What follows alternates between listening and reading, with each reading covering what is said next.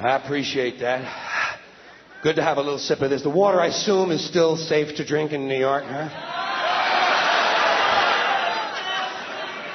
Actually, I got to be fair with you. I'm only setting you up a little bit. It's just not a trick question, but it's just a setup because I don't really care about the water, to tell you the truth. I just love to hear the answer to that question. I ask that question everywhere I go. Everywhere I go, I say, how's the water? Haven't gotten a positive answer yet. Not one. Last year I was in 40 states, 100 cities. Not one audience was able to say to me, yes, enjoy some of our fine local water. It is pure and it is good. Of course, I know a lot of people don't talk that way anymore, but nobody trusts the local water supply. Nobody. And that amuses me. I like that. I admit I'm a bit perverted, but it amuses me that no one can really trust the water anymore.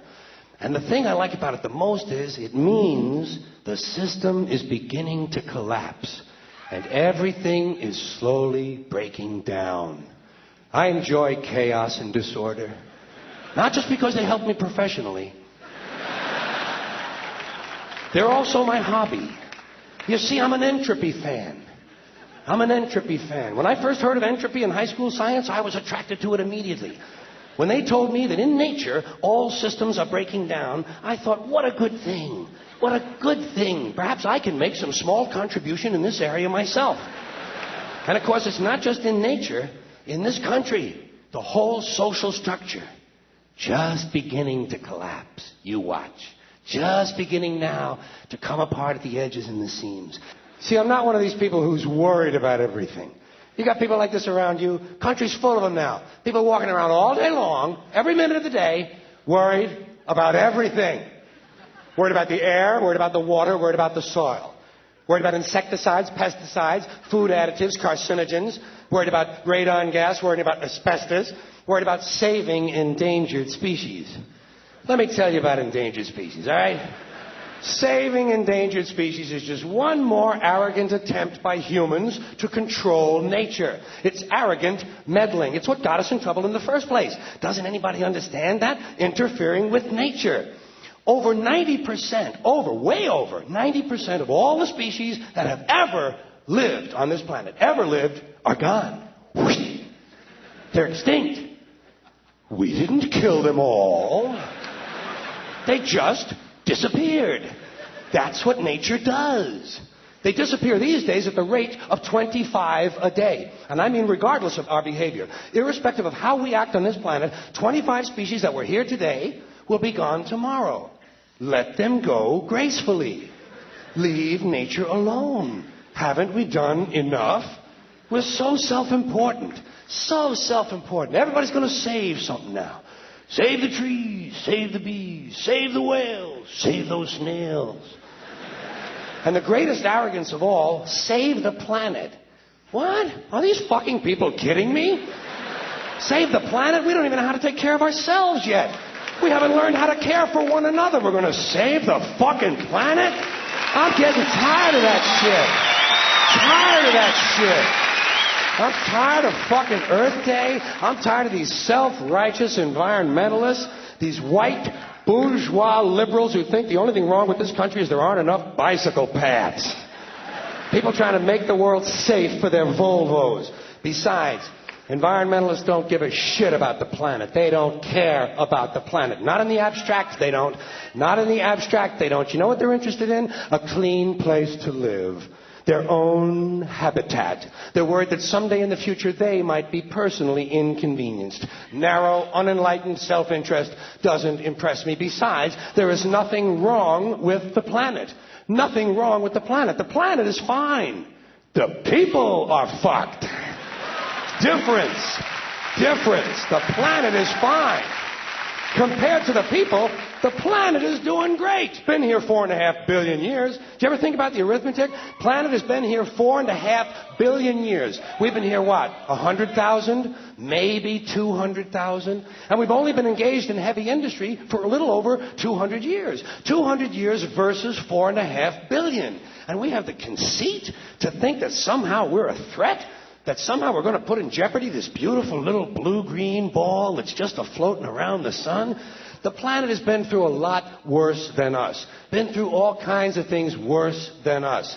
Been through earthquakes, volcanoes, plate tectonics, continental drift, solar flares, sunspots, magnetic storms, the magnetic reversal of the poles, hundreds of thousands of years of bombardment by comets and asteroids and meteors, worldwide floods, tidal waves, worldwide fires, erosion, cosmic rays, recurring ice ages, and we think some plastic bags and some aluminum cans are going to make a difference? The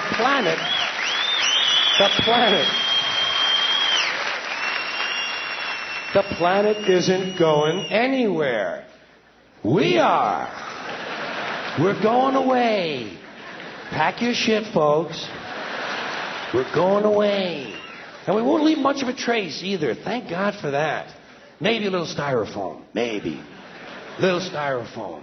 Planet will be here and we'll be long gone. Just another failed mutation. Just another closed-end biological mistake. An evolutionary cul-de-sac.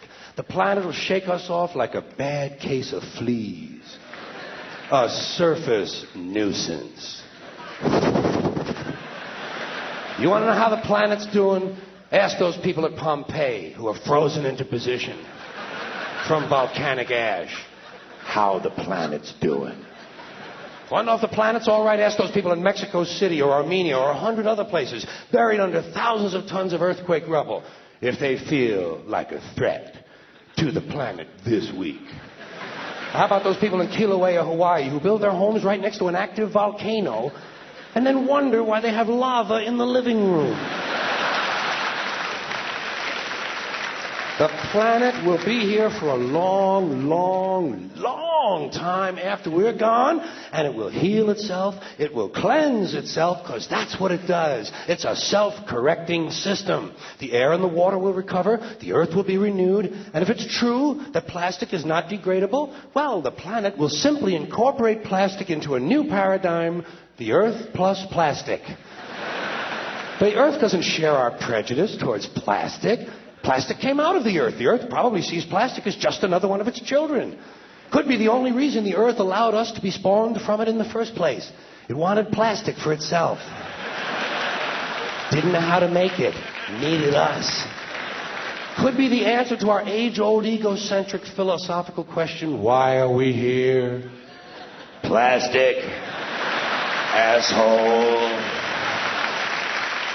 So, the plastic is here. Our job is done. We can be phased out now.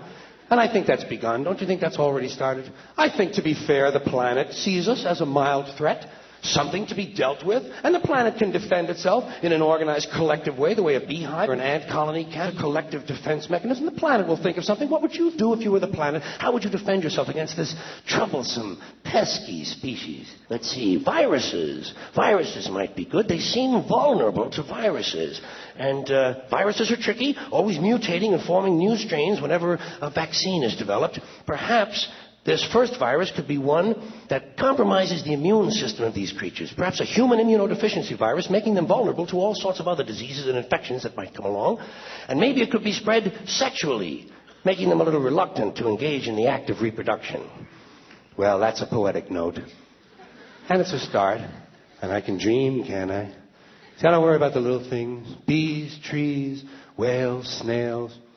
I think we're part of a greater wisdom than we will ever understand. A higher order. Call it what you want. Know what I call it? The big electron. The big electron. Whoa. Whoa. Whoa. It doesn't punish. It doesn't reward. It doesn't judge at all. It just is. And so are we.